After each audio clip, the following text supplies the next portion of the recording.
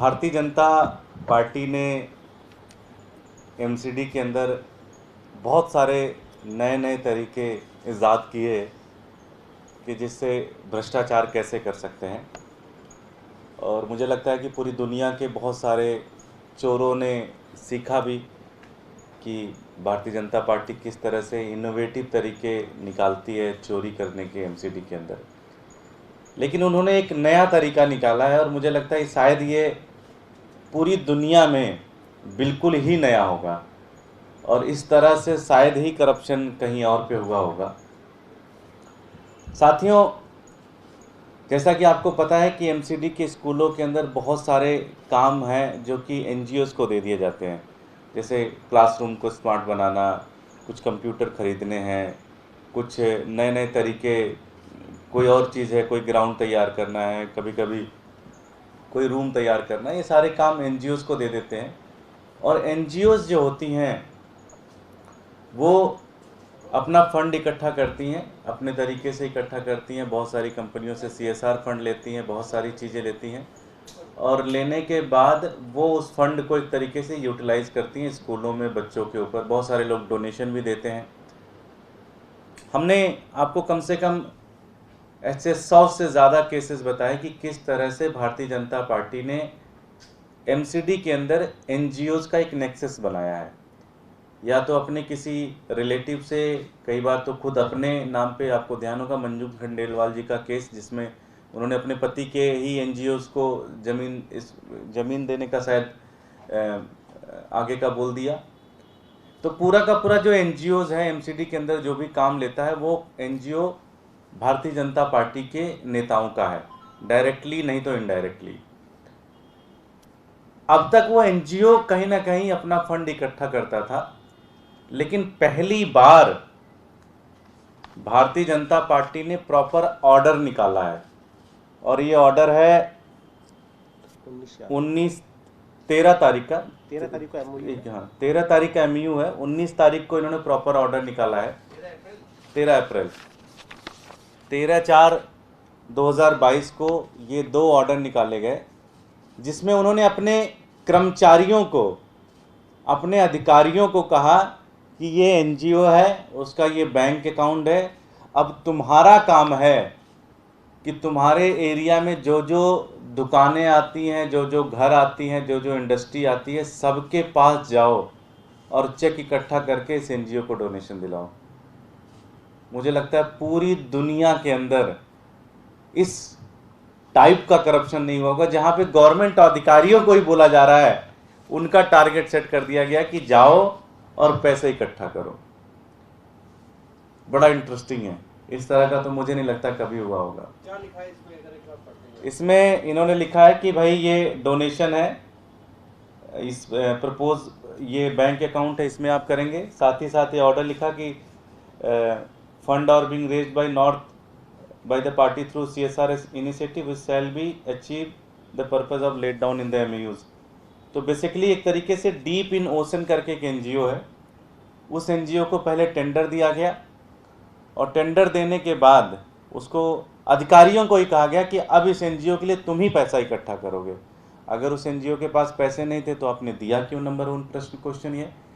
और दुनिया के अंदर पहली बार ऐसा हुआ कि एक एनजीओ पकड़ के लाओ, फिर अपने अधिकारियों से ही कहो कि इसको डोनेशन दिलाओ। ये तो मुझे लगता है दुनिया में शायद कभी हुआ होगा। अगर उस एनजीओ के पास इतनी कैपेबिलिटी नहीं थी कि पैसे इकट्ठा कर सके, किस तरह से कर सके, तो आपने उसको दिया क्यों। फिर हमने थोड़ी सी पता की कि भाई ये एनजीओ है क्या, तो इसकी 2 फोटोग्राफ मैं आपको दिखा रहा हूँ। ये एनजीओ अशोक विहार में एक जगह पे रजिस्टर है, ना वहाँ पे कोई ऑफिस है उनका, ना वहाँ पे बंदा ना बंदे की कोई जात वहाँ मिली। वहाँ पे कुछ फैमिलीज़ रहती हैं जो अपना जीवन निर्वाह वहाँ कर रहे हैं। वहाँ एनजीओ का नामो निशान तक नहीं मिला। ये घर है, इस घर को देखने के बाद कोई भी दिल्ली वाला समझ सकता है कि प्योर रेजिडेंशियल कॉलोनी के अंदर बना हुआ घर है जहाँ पे परिवार रहता है। इसमें ना कोई एनजीओ का ऑफिस है, ना कोई एनजीओ का रिसेप्शन वहाँ पे मिला, ना कोई इस तरह का काम मिला। और इस तरह के एनजीओ को उठा के सारा का सारा काम दे दिया गया एमसीडी के स्कूलों का। और साथ में साथ अपने अधिकारियों को ये कह दिया भारतीय जनता पार्टी ने कि अब तुम जाओ एक एक दुकान से उगाही करो और लाके चेक इस बैंक अकाउंट में जमा करो।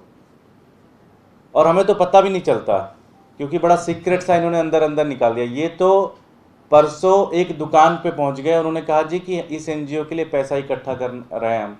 तो उसने कहा जी आप कौन? उसने कहा जी हम एमसीडी के एम्प्लॉयज़ हैं। तो बोला जी हम क्यों दें, हम नहीं देंगे। बोले नहीं दोगे तो तुम्हारी दुकान सील कर देंगे। तो ये एक नया तरीका इन्होंने निकाला है पैसा कमाने का। उस drop in ocean, drop in ocean नाम है इसका। ये सॉरी डिटेल अभी अवेटेड है इसकी, लेकिन यह है कि इसमें डायरेक्ट और इनडायरेक्ट पक्का कहीं ना कहीं भारतीय जनता पार्टी का नेता इन्वॉल्व होगा।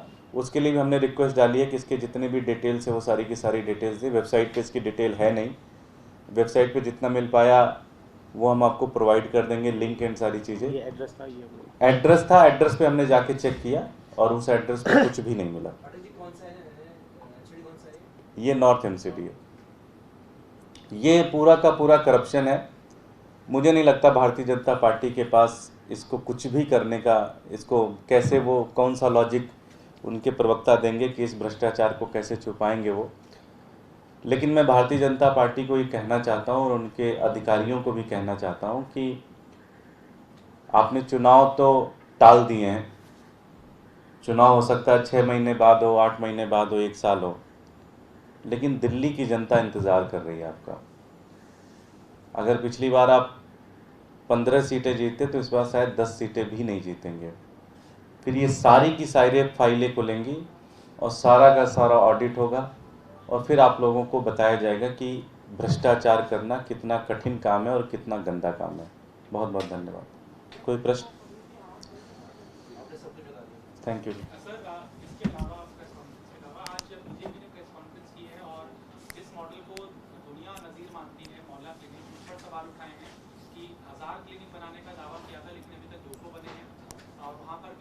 दवाएं नहीं मिलती हैं और अगर दवाएं मिलती हैं तो गलत दवाएं मिलती हैं और इस तरह से पानी के ऊपर भी बीजेपी ने आज प्रेस कॉन्फ्रेंस एड्रेस की। देखिए भारतीय जनता पार्टी बहुत दिनों से कोशिश कर रही है कि कैसे मोहल्ला क्लिनिक को बदनाम किया जाए, कैसे अस्पतालों को बदनाम किया जाए, कैसे स्कूल को बदनाम किया जाए, कैसे दिल्ली जल बोर्ड को बदनाम किया जाए। लेकिन सच्चाई है कि लोग मजाक उड़ाते हैं उनका, और ये वो ऐसे लोग हैं जो किसी भी दिन कुछ भी कह सकते हैं। कल मैं देख रहा था वो आदेश गुप्ता जी वहाँ प्रोटेस्ट कर रहे थे, कह रहे थे दिल्ली सरकार वैट कम करे, दिल्ली सरकार वैट कम करे, दिल्ली सरकार वैट कम करे। फिर मैंने पता किया तो पता चला कि पेट्रोल के ऊपर तो इनकी सेंट्रल गवर्नमेंट ही 30 से 35% से ज़्यादा टैक्स लगा के बैठी हुई है। तो यहाँ हल्ला करने से बढ़िया यार तू जाके मोदी जी से ही बात कर ले। या तो हो सकता है मोदी जी इसको बुलाते ही नहीं होंगे, बात ही नहीं करते होंगे, फ़ोन ही नहीं उठाते होंगे इनका।